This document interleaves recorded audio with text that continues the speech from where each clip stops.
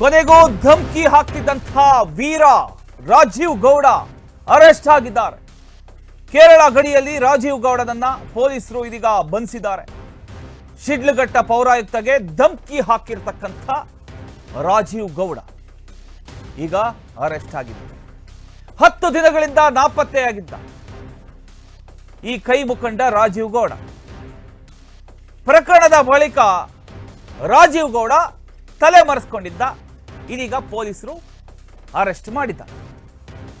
ರಾಜೀವ್ ಗೌಡನನ್ನ ಬಂಧಿಸಿ ಈಗ ಪೊಲೀಸರು ಕರೆ ತರ್ತಾ ಇದ್ದಾರೆ. ಪೌರಾಯುಕ್ತಗೆ ಧಮಕಿ ಹಾಕಿರ್ತಕ್ಕಂಥ ವಿಚಾರಕ್ಕೆ ಸಂಬಂಧಪಟ್ಟ ಹಾಗೆ ಈ ಒಂದು ಇಶ್ಯೂ ದೊಡ್ಡ ಮಟ್ಟದಲ್ಲಿ ಸಾಗಿತ್ತು. ಎಲ್ಲರಿಗೂ ಗೊತ್ತಿರತಕ್ಕಂಥ ವಿಚಾರ. ಪೊಲೀಸರು ಕೂಡ ಹುಡುಕಾಟ ಶುರು ಮಾಡ್ತಾರೆ. ಆತ ಎಲ್ಲಿರ್ತಾನೆ ಅನ್ನೋದು ಯಾರಿಗೂ ಗೊತ್ತಿರಲಿಲ್ಲ. ಕೊನೆಗೂ ಪೊಲೀಸರ ಕೈಗೆ ಸಿಕ್ಕಾಕೊಂಡಿದ್ದಾನೆ. ಅರೆಸ್ಟ್ ಮಾಡಲಾಗಿದೆ. ಈಗ ಪೊಲೀಸರು ಆತನನ್ನ ವಾಪಸ್ ಕರ್ಕ ಬರ್ತಾ ಇದ್ದಾರೆ. ಕೇರಳ ಗಡಿಯಲ್ಲಿ ರಾಜೀವ್ ಗೌಡನನ್ನ ಬಂಧಿಸಿರ್ತಕ್ಕಂಥ ಪೊಲೀಸರು ಇದೀಗ ಬಂದಿರತಕ್ಕಂಥ ಮಾಹಿತಿ ಪ್ರಕಾರ ಕೇರಳ ಗಡಿ ಭಾಗದಲ್ಲಿ ಆತ ಇದ್ದ ಅನ್ನೋದು ಗೊತ್ತಾಗ್ತಾ ಇದೆ.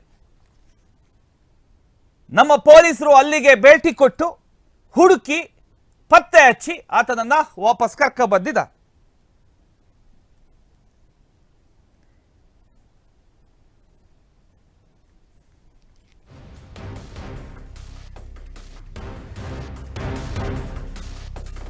ಕೊನೆಗೂ ಧಮಕಿ ಹಾಕ್ತಿದ್ದಂಥ ರಾಜೀವ್ ಗೌಡ ಪೊಲೀಸರ ಬಲೆಗೆ ಬಿದ್ದಿದ್ದಾನೆ.